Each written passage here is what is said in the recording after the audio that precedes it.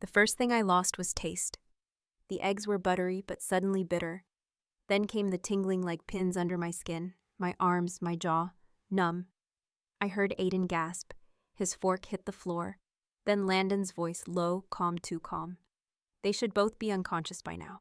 I was never meant to hear that. But I did. And in that moment, I knew he planned this. Where in the world are you listening from? Subscribe for more stories that stay with you long after the last word. I used to think Silver Hollow was the safest place on Earth.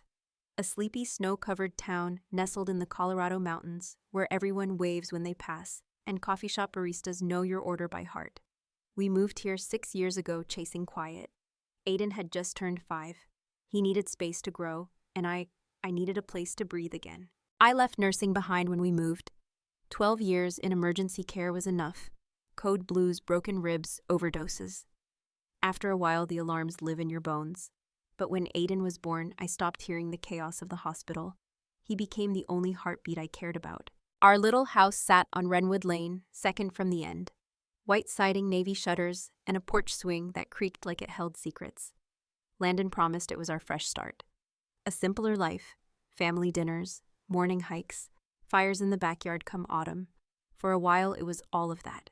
He used to kiss my forehead every morning, used to slip notes into Aiden's lunchbox with silly doodles and science jokes. He used to care, or at least he was better at pretending. It didn't fall apart overnight. That's the hardest part to explain. There wasn't one big blow-up, no affair I caught, red-handed, no betrayal spelled out in texts. Just distance, longer hours, tighter smiles, phone calls he'd take in the garage with the door shut. I asked him once, is something going on? He laughed, touched my cheek and said, "You worry too much, Cel." Maybe I did, maybe I still do. But when a man stops looking you in the eyes, when he starts locking his phone and calling you paranoid for noticing, you start to wonder if the ground beneath your feet is as steady as you thought. Still I stayed, for Aiden, for the history, for the hope that Landon would come back to us.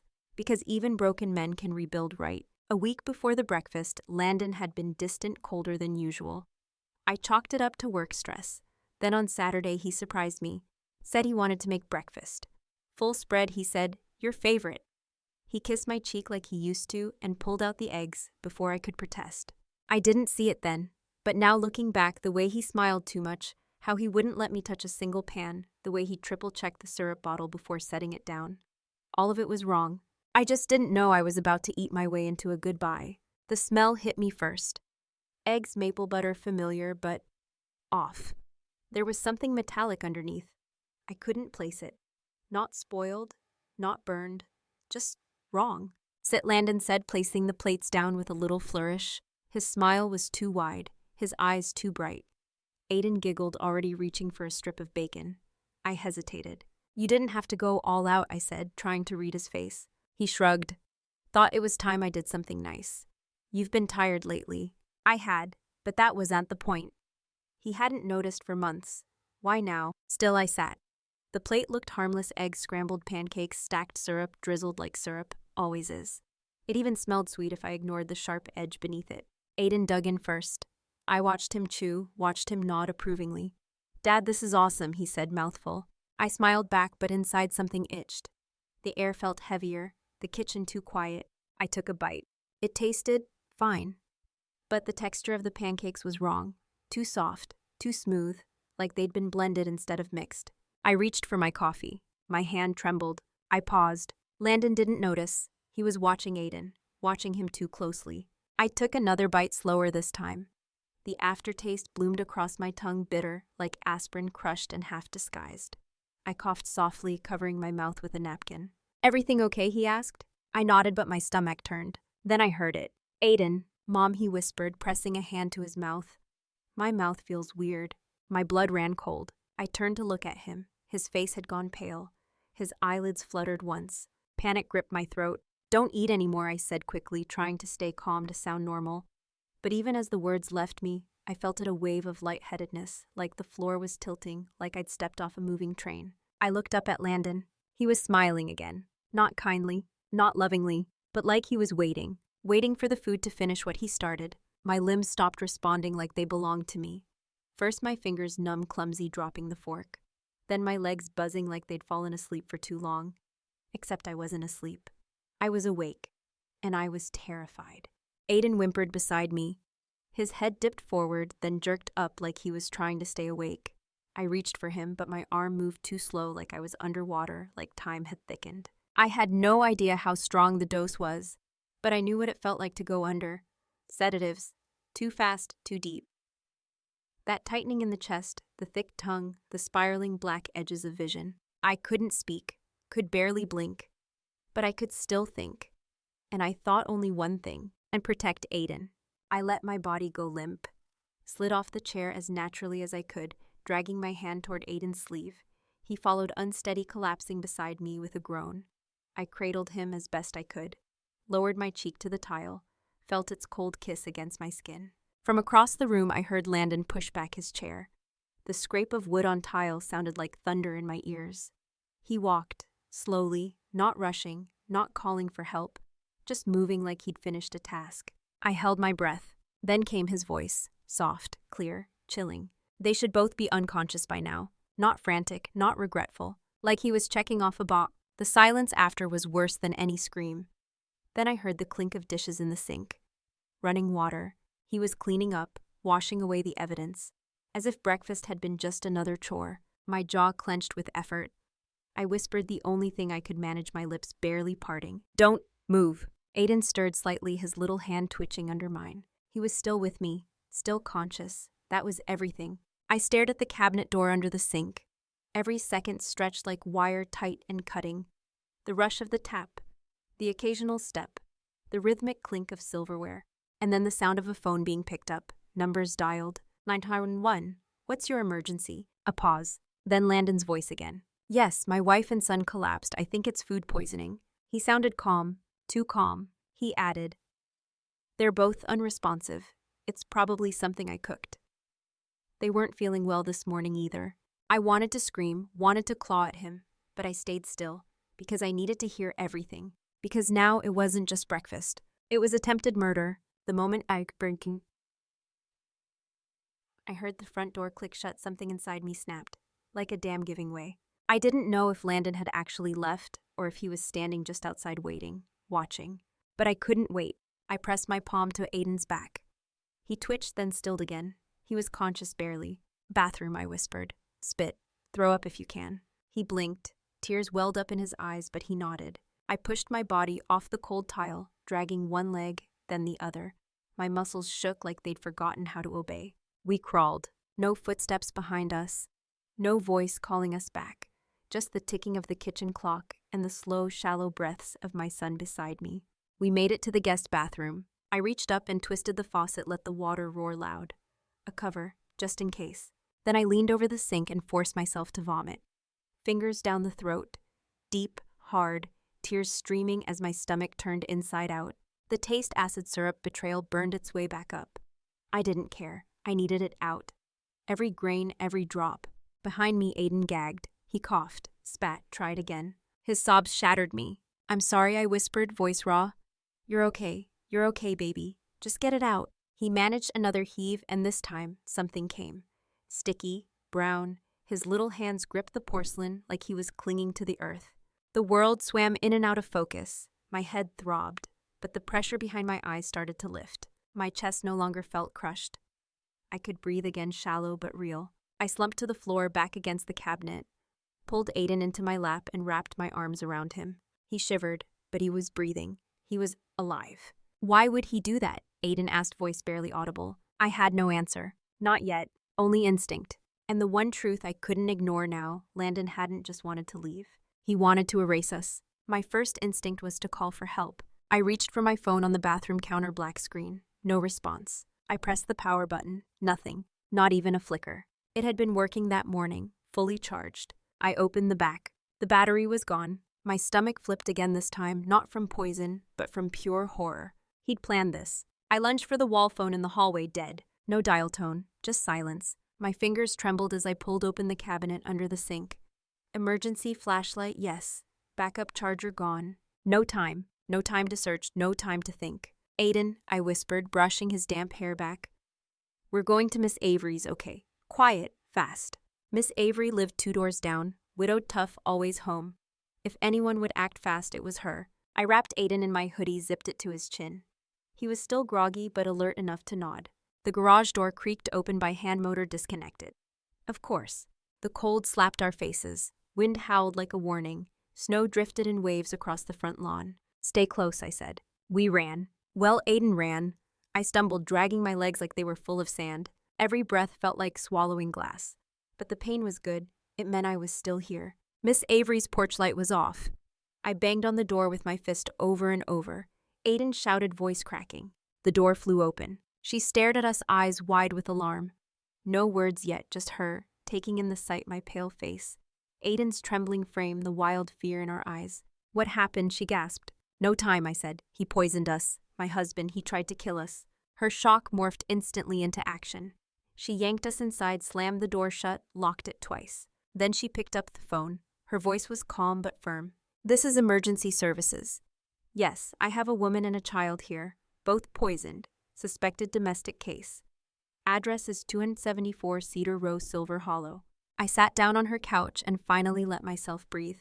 Far away, I heard it, the sound of sirens cutting through snow. We were still alive, but this nightmare was far from over. The ER lights were blinding, flashing white, sharp, too much. But I welcomed them. They weren't kitchen lights. They weren't his. I lay on the gurney beside Aiden, still holding his hand, still counting every breath. Nurses moved fast. Vitals, IV, blood draw. The chaos felt familiar, like muscle memory from a life I used to live in scrubs. But this time I wasn't saving a stranger. This time it was my son and myself. The doctor came in within the hour, middle-aged, kind eyes, but the lines on his face deepened when he looked at our charts. "It was a high dose," he said, voice low. "Sedatives, benzodiazepines, most likely crushed and mixed into the food." He looked at me carefully. "You're both lucky. If you hadn't vomited." I stopped him. "We wouldn't be here," I finished. He nodded. But I didn't feel lucky. I felt betrayed. I felt cold. I felt something inside me shift, something permanent. Landon hadn't panicked.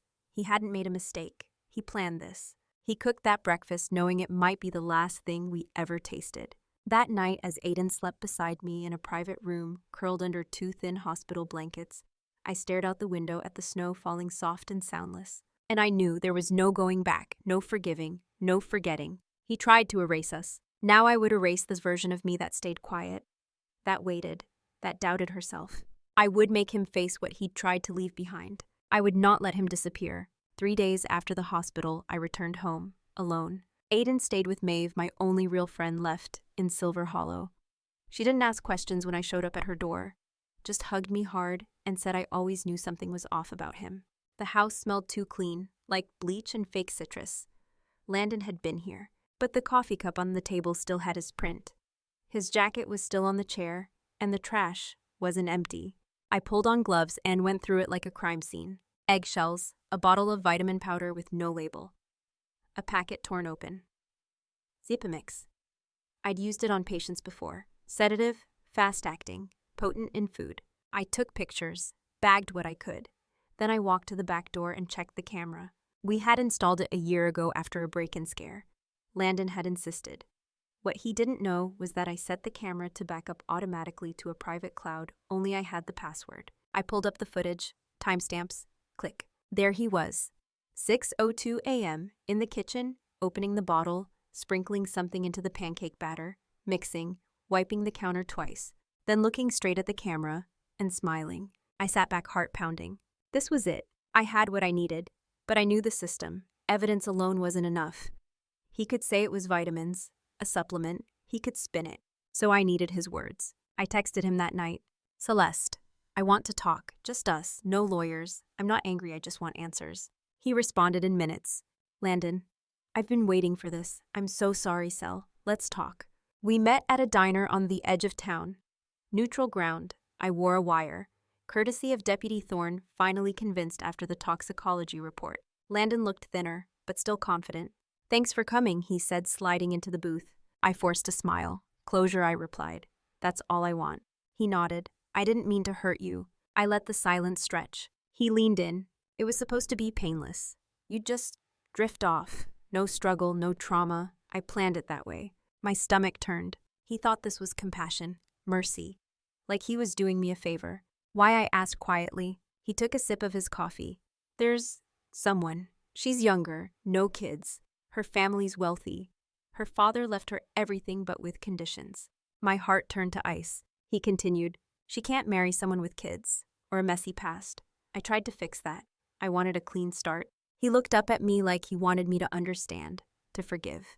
I didn't flinch. I just said, "So you were going to kill us for an inheritance clause?" He nodded once, like it was just business. I smiled then, not because I was okay, but because the mic caught every word. That night I didn't sleep. Not because of fear, because for the first time since it happened, I was holding the cards. I copied the audio file onto 3 different drives. One went to Deputy Thorne, one to Maeve just in case. The third, I attached to a Dropbox folder labeled, "And to whom it may concern, this is who you're about to marry."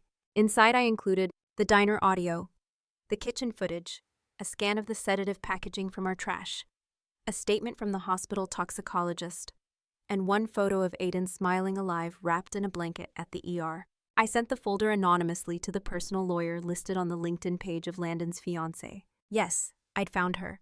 Through a forgotten email in his laptop's sent folder. Her name was Callie Lyndhurst. 26. Inherited control of her late father's telecom empire. And Landon, he was supposed to be her clean slate partner. No debts, no wife, no child. Until now. 3 days later, subpoenas were issued. Deputy Thorne called me in. "You did good," he said. "Real good." But the part I'll never forget, the moment that lives rent-free in my mind forever, was the look on Landon's face during the preliminary hearing. He walked in a gray suit flanked by his attorney, still smug, still sure he'd twist this. But then she arrived. Callie, hair in a low chignon, eyes unreadable, flanked by her legal team. She handed something to the judge, then turned and dropped a manila envelope onto Landon's lap. His fingers trembled as he opened it. Inside, printed screenshots, the audio transcript, the Dropbox link. He turned pale, jaw slack. Then she leaned in and said just loud enough for me to hear, "And you're dead to me, and now you're done." Her lawyers announced on the record that Landon's engagement was terminated. He would be removed from the succession documents, and that Ms. Lyndhurst would cooperate fully with the prosecution. The room went silent. Landon sat frozen, not a word, not a plea, just defeat. The charges came fast: attempted murder, endangering a child, unlawful use of a controlled substance, tampering with communications equipment. He pled not guilty, at first, but the evidence was airtight, and his motive documented, recorded, undeniable. 2 weeks later, he changed his plea. Now he sits in a maximum security facility. No parole, no visitors, not even from Aiden. And me, I sleep with the windows open. The wind whispers through the pines. And I feel peace again, not because it's over, but because I ended it. The trial was public. Silver Hollow isn't the kind of town that forgets a scandal, especially one involving attempted murder, forged identities, and a tech heiress. Reporters showed up in parkas boots, crunching over snow. Camera crews huddled behind courthouse barricades, whispering into cold microphones. Breaking news out of Colorado: poison pancakes, and a fake fiancé, a mother and child, barely survived. They got the headlines. What they didn't get was the silence, the kind that fills a hospital room at 3 a.m. when your child stirs in his sleep and calls for you, not him, not dad. Me, I never expected Aiden to forget. But I hoped he'd heal. He did, slowly, in his own time. He stopped flinching when someone touched his plate. Stopped asking if the milk had anything in it. He laughed again, soft at first, then louder, like a song learning its melody. We planted snow peas in the window box, read astronomy books before bed, built snow forts like warriors, and we didn't say his name. Landon's sentencing came 49 days after his arrest. Life without parole. The judge didn't sugarcoat a thing. Premeditated, calculated. A betrayal of paternal duty so profound it nearly cost 2 innocent lives. I didn't cry. I didn't clap. I just stood there, hand resting lightly on Aiden's shoulder, and let the weight of it all settle in my chest. Maeve held my other hand. She whispered, "You won." But it didn't feel like winning. Not yet. It felt like survival. Until one morning a letter arrived. No return address. Inside, a typed note on thick linen paper. I was engaged to him too. He told me his ex had left, taken the kid. That he was starting over clean. I believed him. Until your file landed in my inbox. You saved more than just your son. You saved me too. Callie. I read it twice. Then I burned it. Some things don't need keeping. They just need to be seen once and let go. 3 months passed. Spring teased its ways into the snowbanks. The air softened. Birdsong returned. And one night, Aiden climbed into my bed and asked, "Mom, are we going to be okay now?" I didn't answer right away. Because okay isn't simple. Okay doesn't erase trauma. It doesn't rewind a morning where pancakes nearly became poison. It doesn't stitch together trust in neat, perfect lines. But I looked at him, brown eyes same as mine, and said, "We already are." He smiled, then turned over and fell asleep holding my hand. There were no screams in our house anymore. No shouting, no locked phones, no lies pressed between folded napkins. Just silence, and breath, and safety. We moved 2 weeks later. Maeve helped us pack. We left Silver Hollow for a small cabin near Sageview Lake. New keys, new locks, new soil to grow in. Every morning I made breakfast. Simple things: toast, fruit, oatmeal, nothing fancy. And every morning Aiden helped. Measured the oats, poured the juice, watched my hands like a scientist with his microscope. I let him. Because control is healing too. Because now he knows that love never comes laced in silence. And I know that I'll never ignore my instincts again. Not for comfort, not for fear, not even for the man who once made me believe the world was safe. The world isn't safe, but now we are. People ask me what I learned. I don't always know how to answer, because some lessons don't come in full sentences.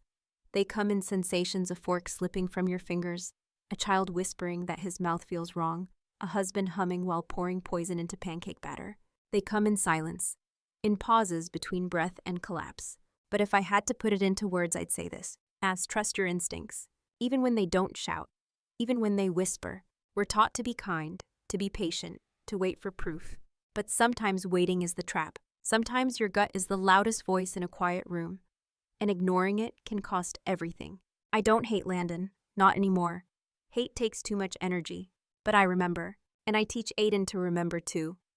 Not in fear, but in awareness. We talk about red flags, about boundaries, about what real love looks like and what it never ever does. Because love never erases you. It doesn't ask you to shrink, to silence your questions, to doubt your reality. Real love says, "I see you. You're safe here." That's what I tell Aiden now every night. That's what I tell myself too. So if you're listening, if you've ever felt that tug in your chest, that tension in your spine, that flicker of something isn't right, don't wait. Don't explain it away. Don't let silence talk you out of survival. You don't need to prove you're in danger to get out. Sometimes the whisper is enough. Sometimes the whisper is everything. Have you ever ignored your gut and paid the price? Drop your story below. Let someone else learn from your scar. And if this stayed with you, subscribe for more real stories, real truths, and the kind of justice that whispers before it roars. Tuyệt vời! Dưới đây là phần SEO description 310 từ chuẩn ERS cho kịch bản. SEO description, English, ERS. Optimized title: My husband made breakfast. My hands went numb. What he said to the paramedic changed everything. Description: Celeste Marlowe. Thought she knew what danger looked like. After all, she'd worked as a nurse for 12 years. But nothing prepared her for the moment her body stopped working right after breakfast, and her son whispered that his mouth felt weird. Then she heard her husband on the phone with 911. They should both be unconscious by now. What follows is a chilling real-life confession of betrayal, survival, and quiet revenge. Celeste didn't scream. She didn't run. She listened. She waited. And when the moment was right, she made sure her husband would never hurt anyone again. Set in the snowy stillness of Silver Hollow, Colorado, this 30-minute audio story takes you through a mother's primal instinct to protect her child, the unraveling of a calculated plan to erase her, and the silent justice that followed. If you love stories from R, True Off My Chest, or Us, Pro Revenge, or RPA, Nuclear Revenge, this one is for you. Because sometimes the scariest villains wear wedding rings. And sometimes the strongest heroes don't say a word until they're ready to make everything right.